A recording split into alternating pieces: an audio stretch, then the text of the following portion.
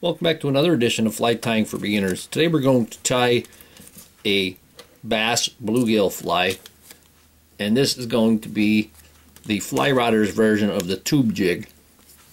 The hook I have in the vise is a 3769. This is a wet nymph hook, 2 extra heavy, and it is from Green Caddis Outfitters, greencaddis.com. I'm going to use 8/70 denier thread. Going to start that thread behind the eye,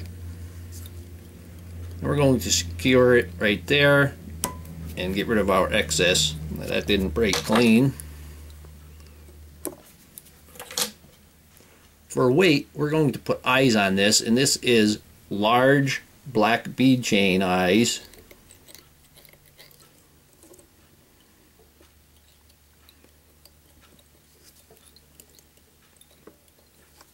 And we go 5 one way, 10 the opposite way, 5 the opposite way, 5 once again, and then we're going to put 5 wraps under the eyes and on top of the hook shank.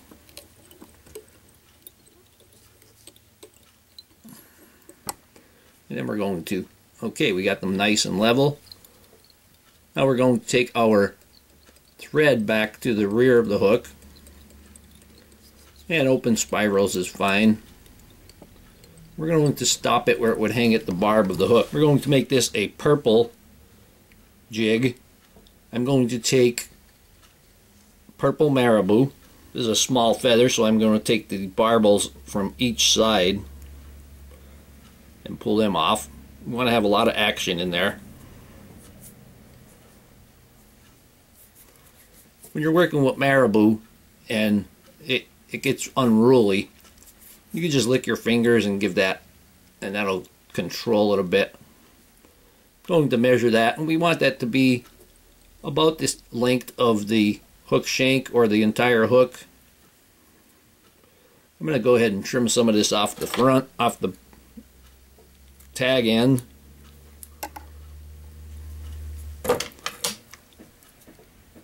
Wet my fingers once again, and we're going to tie this in.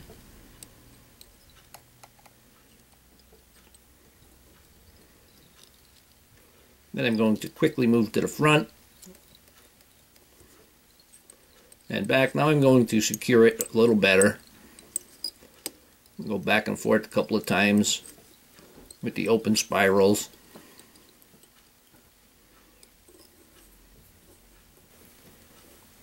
Now I have, these aren't as purple as the Marabou, but these are purple or grape rubber legs. And I'm going to tie in 4 to each side. And this is how the rubber legs come.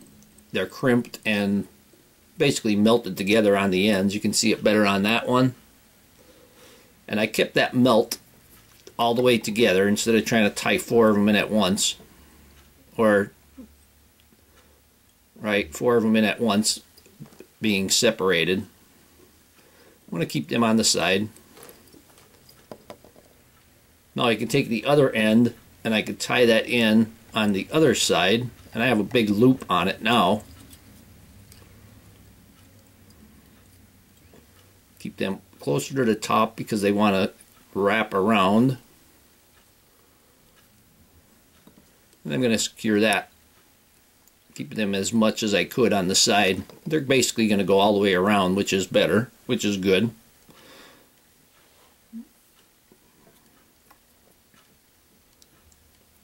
Now I'm going to take my scissors and I'm going to cut these to length. And I want them to be the length of the tail.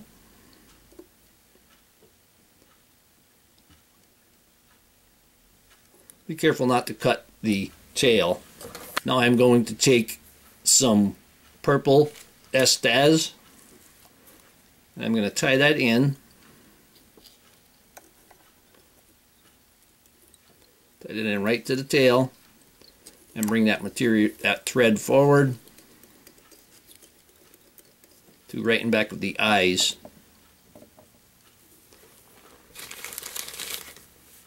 And I'm going to go ahead and wrap this I have the whole wad in my hand.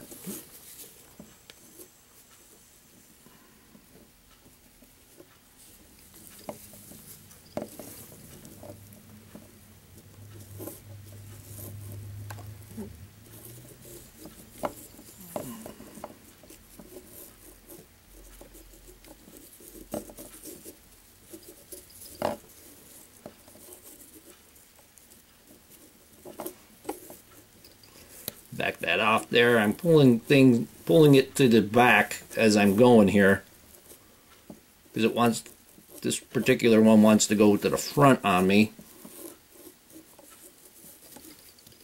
And when I reach the eyes, I'm going to go ahead and tie that in and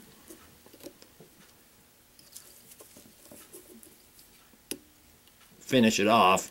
I'm going to put my thread in front of the eyes and tie that in front, and you kind of get a little bit of the sparkle between the eyes.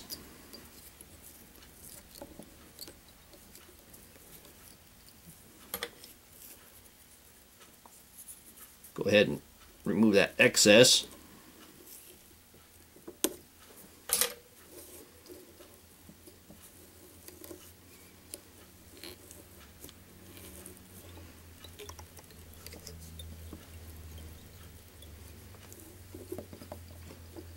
When you have eyes on there, it's hard to hold the material back. Put several wraps on it and then give it a whip finish.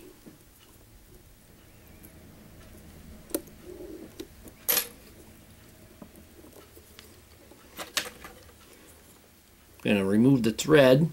I'm using my scissors because I'm going to trim a little bit away from that eye.